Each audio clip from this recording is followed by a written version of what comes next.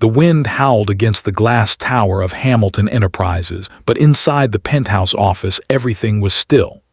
Eleanor Hamilton, one of the most powerful CEOs in New York, stared out at the city lights shimmering like Christmas ornaments, families rushing home, laughter rising from sidewalks, joy she could see but never feel. She checked her phone again. No missed calls, no one waiting for her. For the 10th year in a row, Christmas Eve was just another reminder that success meant nothing when you had no one to share it with. She wasn't always alone. There was once a family, 2 parents who adored her, a younger brother who followed her everywhere. They were proud when she became the youngest female CEO in the company's history. Then a car accident took them from her. The world celebrated her victories while grief hollowed her life. Tonight she planned to stay at the office, pretending she didn't care. She had just turned off the lights when a knock echoed through the hallway. Slow, hesitant, not the kind that belonged in a corporate skyscraper on Christmas Eve. Eleanor frowned. Security shouldn't let anyone up. The knock came again. She opened the door to find a man in a worn winter coat and a little girl clutching a box wrapped in red paper. "I'm sorry," the father said quickly. "We're delivering gifts for the charity event your company sponsored. The volunteer list said someone would be here." Eleanor paused.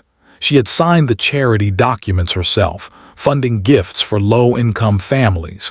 She hadn't expected anyone to show up here tonight. Her voice came out colder than she meant.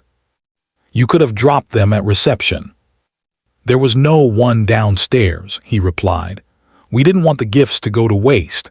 It's our first Christmas helping others since her mom passed."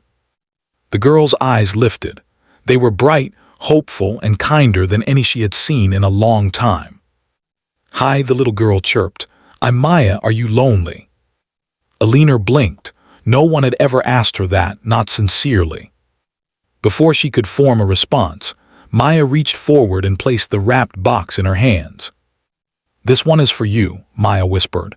"Daddy said everyone deserves a Christmas gift." Eleanor's throat tightened. "That wasn't necessary," she managed. The father looked embarrassed. "We didn't know you'd be here. We intended to donate them all. Maya insisted someone up here needed it."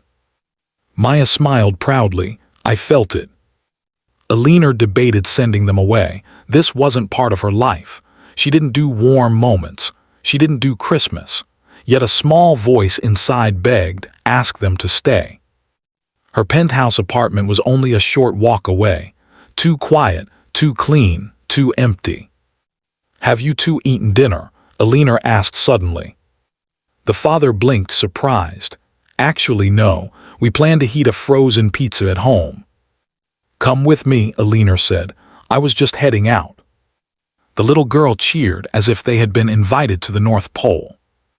Eleanor's home was breathtaking but lonely. Floor-to-ceiling windows.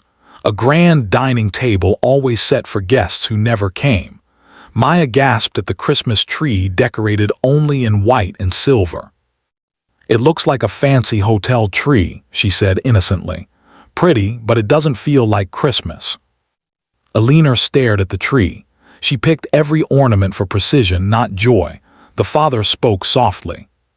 "She's got a point. Christmas is chaos, color, memories." They cooked together. Maya danced around with flour on her nose.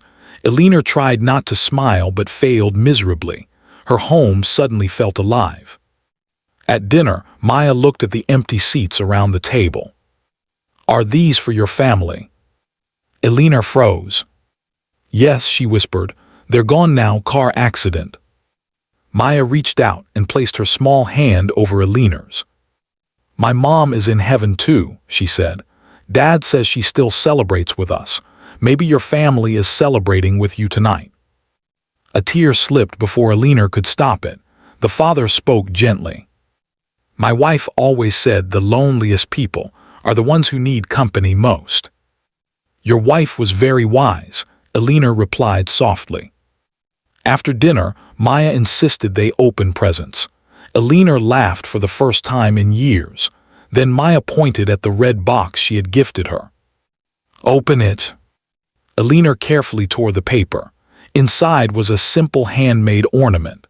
A heart painted in messy strokes, the words, "You are not alone," written in a child's handwriting. It hit Alina harder than any boardroom victory ever had. She placed the ornament on the tree. Suddenly, the perfect silver decoration seemed dull compared to this one bright heart. She turned to the father. "I never got your name." "Daniel," he replied. "Daniel Parker." "Maya Parker," the little girl added proudly. "Well, Daniel and Maya Parker," Alina said, "you saved my Christmas." The father shook his head. "You saved ours too." The night ended with hot chocolate and a promise.